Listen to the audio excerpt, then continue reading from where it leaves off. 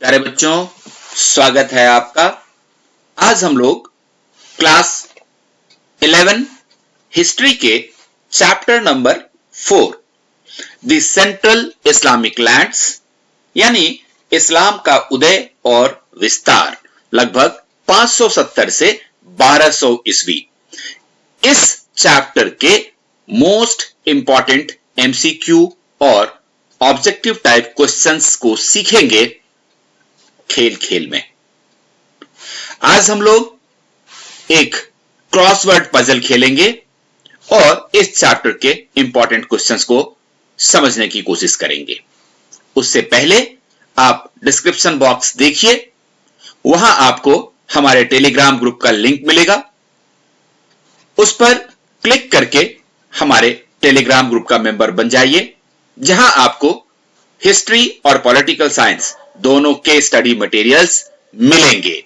तो चलिए शुरू करते हैं आज का ये खेल और शुरू करते हैं ये आज का पहला क्वेश्चन। देखिए, ये क्रॉसवर्ड पजल है, जैसा मैंने आपको पहले बताया था। ये ब्लैंक आपको यहां पर में दिख रहा है, ये सारा आपको ब्लैंक ये वाला, और यहां एक क्रॉस यानी कि लेफ्ट टू राइट आपको आंसर्स देखने हैं। यहां ये क्वेश्चंस हैं और इसके सही उत्तर आपको यहां ढूंढने हैं। पहले आप कोशिश करेंगे, फिर मैं बताऊंगा। तो चलिए शुरू करते हैं और देखते हैं पहला क्वेश्चन।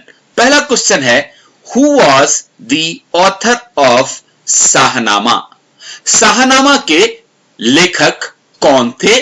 और ये आप देख सकते हैं, यहां पर ये पॉइंट नंबर 1 है और यहां भी ये पॉइंट नंबर 1 है। तो इसका मतलब है कि यहां से लेकर के इस बॉक्स तक इसका उत्तर आपको मिलेगा। तो आप सही उत्तर बता सकते हैं क्या कि शाहनामा के लेखक कौन थे? ये देखिए दोस्तों, सही उत्तर है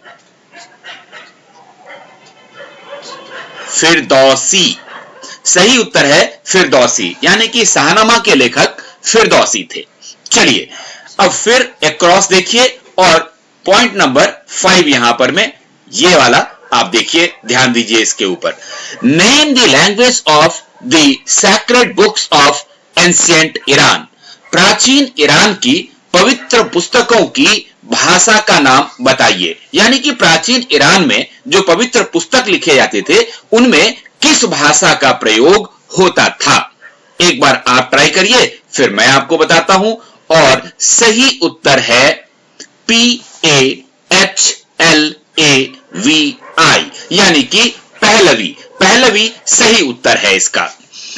दोस्तों, आगे बढ़ने से पहले मैं बता दूं कि इसका उत्तर अंग्रेजी में यहां लिखा गया है, लेकिन जो हिंदी भाषी विद्यार्थी हैं, जिनको उत्तर हिंदी में समझ में आती है और लिखेंगे, उनके लिए अंत में सभी प्रश्नों के हिंदी में भी उत्तर दिए गए हैं। वहां से आप इन प्रश्नों के उत्तर देख सकते हैं।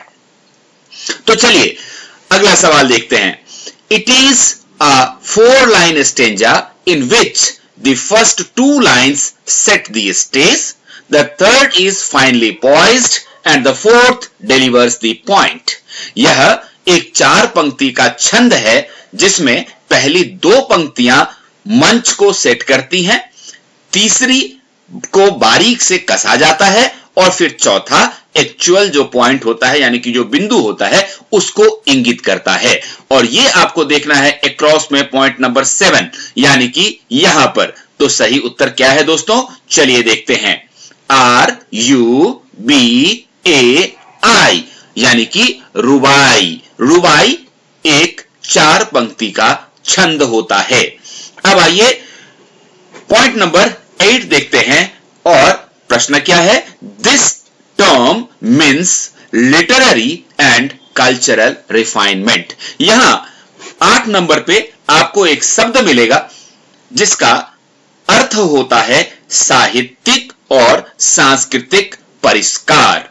और सही उत्तर क्या है दोस्तों? तो ये देखिए, सही उत्तर है ADAB, यानी अदब। और क्वेश्चन नंबर 9 क्या कहता है? पॉइंट नंबर 9 यहां आप देख सकते हैं अक्रॉस में, ये वाला 9 और यहां आपको अपने उत्तर भरने हैं। Who was a doctor by profession and a philosopher? उस व्यक्ति का नाम आपको बताना है जो एक चिकित्सक तो थे ही, यानी कि डॉक्टर तो थे ही, साथ में एक बहुत बड़े दार्शनिक भी थे, और उनका सही नाम है, ये देखिए, IBNSINA, यानी इब्न सीना। इस तरह से यहां पर में हमने 5 बहुत ही इंपॉर्टेंट क्वेश्चंस को सीख लिया खेल खेल में।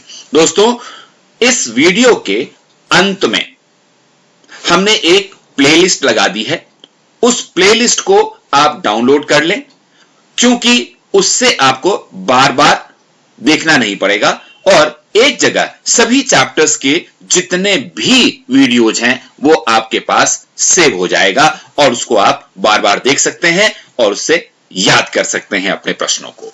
चलिए आगे बढ़ते हैं और अब देखते हैं डाउनवर्ड्स। ये देखिए, एक क्रॉस जो हमने देखे थे उसके सारे उत्तर यहां पहले से भरे हुए हैं और उसी से डाउन यानी कि ऊपर से नीचे की तरफ वाले जो प्रश्न दिए हुए हैं उसके उत्तर भी आपको मिलेंगे। तो अब आपको अपना पूरा ध्यान लगाना है ऊपर से नीचे की तरफ, टॉप से बॉटम की तरफ। और सबसे पहला प्रश्न जो 2 नंबर पे है, ये देखिए, ये नंबर 2 है और यहां पर में ये आपको नंबर 2 मिल रहा है। तो यहां से नीचे आपको उत्तर ढूंढना है। यहां पर में क्लू भी आपको मिला हुआ है कि क्वेश्चन को पहले देख लेते हैं। Who supported the library cum Institute of Science in Baghdad? किसने बगदाद में एक पुस्तकालय और विज्ञान संस्थान को सहायता दी? उस राजा का नाम आपको बताना है और यहां देखिए आपको ये क्लू भी मिला हुआ है, उसका नाम जो है वो ए से शुरू होता है और बीच में भी उसका एक ए आता है उसके नाम में, तो आपको फिल करना है। चलिए कोशिश करते हैं भरने की और देखते हैं सही उत्तर क्या है। ये देखिए, सही उत्तर है अल मामून। सही उत्तर है अल मामून, यानी कि अल मामून नाम के राजा ने बगदाद में पुस्तकालय और विज्ञान संस्थान को सहायता दी थी। अगला सवाल देखते हैं। Name the most popular poetic composition of pre Islamic origin. इस्लाम पूर्व काल की सबसे लोकप्रिय रचना क्या थी? आपको डाउनवर्ड्स देखना है, यानी कि ऊपर से नीचे की तरफ देखना है और पॉइंट नंबर 3 पे देखना है। तो चलिए देखते हैं क्या है इसका सही उत्तर। इसका सही उत्तर है QASIDA, यानी कि कसीदा। इस्लाम पूर्व काल की सबसे लोकप्रिय रचना कसीदा हुआ करती थी। अब आइए पॉइंट नंबर 4 को देखते हैं, ये वाला। Name the new version of Pahlavi with a huge Arabic vocabulary. विशाल अरबी शब्दावली के साथ पहलवी भाषा के नए रूप का नाम बताइए। यानी कि पहलवी भाषा को एक नया रूप मिला जिसमें अरबी भाषा से बहुत सारे शब्द लिए गए थे, तो इस नए भाषा का नाम क्या था ये आपको बताना है और ये आपको देखना है ऊपर से नीचे की तरफ पॉइंट नंबर 4 पर। तो ध्यान दीजिए इसका सही उत्तर क्या है। इसका सही उत्तर है PERSIAN, पर्सियन, यानी कि सही उत्तर है पर्सियन, यानी कि फारसी भाषा। और अब देखिए यहां point number 6। At the beginning of the 11th century, this city became the center of Persian literary life. 11वीं शताब्दी के शुरुआत में यह शहर फारसी साहित्यिक जीवन का केंद्र बन गया। तो आपको यह बताना है कि कौन सा शहर 11वीं शताब्दी के शुरुआत में फारसी साहित्यिक जीवन का केंद्र बन गया, उस शहर का नाम क्या था। और पॉइंट नंबर 6 के ऊपर देखिए सही उत्तर आपके सामने आ रहा है और सही उत्तर है GHAZNI, यानी कि गजनी, और यहीं का प्रसिद्ध शासक हुआ करता था महमूद गजनी। अब आइए पॉइंट नंबर 7 देखते हैं, जो कि डाउनवर्ड्स अंतिम प्रश्न है। और प्रश्न क्या है? Who was considered the father of new Persian poetry. नई फारसी कविता का जनक किसे माना जाता था? और इसका सही उत्तर है, ये देखिए, RUDAKI, रुदकी। तो दोस्तों, इस तरह से एक क्रॉसवर्ड पजल हमने खेला और इस चैप्टर के 10 बहुत ही इंपॉर्टेंट क्वेश्चन हमने सीखे। और ये इसलिए इंपॉर्टेंट है क्योंकि आपके एनुअल एग्जामिनेशन में कुल 15 नंबर का एमसीक्यू या ऑब्जेक्टिव टाइप क्वेश्चन पूछा जाता है, जो इसी में से आएगा। और एक और कारण है इसके इंपॉर्टेंस का, वो ये है कि आपको पता है कि इस बार आपका 2021 में जो एनुअल एग्जाम होने वाला है, उसमें आपकी 30% कम कर दी गई है सिलेबस। यानी कि क्लास 11 में आपको 30% कम पढ़ना है। यानी कि कुल 11 चैप्टर हैं, तो उसमें आपको सिर्फ 8 चैप्टर पढ़ने हैं और इन्हीं 8 चैप्टर में से थियरी में पूरे 80 नंबर का और प्रोजेक्ट के लिए 20 नंबर का प्रश्न आएगा। आइए अब बात करते हैं जो बच्चे हिंदी में उत्तर लिखना पसंद करते हैं।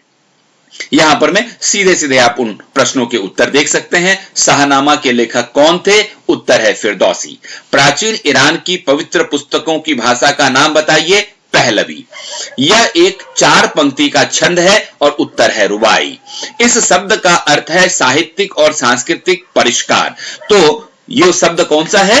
अदब। अदब शब्द का अर्थ होता है साहित्यिक और सांस्कृतिक परिष्कार। और कौन पेशे से चिकित्सक और दार्शनिक दोनों थे? तो उनका नाम था इब्न सीना, जो पेशे से चिकित्सक भी थे और दार्शनिक भी थे। अगला प्रश्न है, किसने बगदाद में पुस्तकालय व विज्ञान संस्थान को सहायता दी? तो उस राजा का नाम था अल मामून। अगला प्रश्न है कि इस्लाम पूर्व काल की सबसे लोकप्रिय रचना क्या थी? कसीदा। विशाल अरबी शब्दावली के साथ पहलवी भाषा के नए रूप का नाम बताइए। तो उसका उत्तर है फारसी। यानी कि पहलवी भाषा ही फारसी में परिवर्तित हो गई जब इसमें अरबी भाषा के बहुत सारे शब्द मिल गए। और अगला प्रश्न है, 11वीं शताब्दी के शुरुआत में यह शहर फारसी साहित्यिक जीवन का केंद्र बन गया। तो उस शहर का नाम था गजनी। और नई फारसी कविता का जनक किसे माना जाता है? तो रुदकी को नई फारसी कविता का जनक माना जाता है। दोस्तों, अपनी तैयारी पूरी मन से करिए ताकि बड़े अच्छे अंकों के साथ आप 11वीं पास करें और फिर 12th में आपसे मुलाकात होती है। All the best.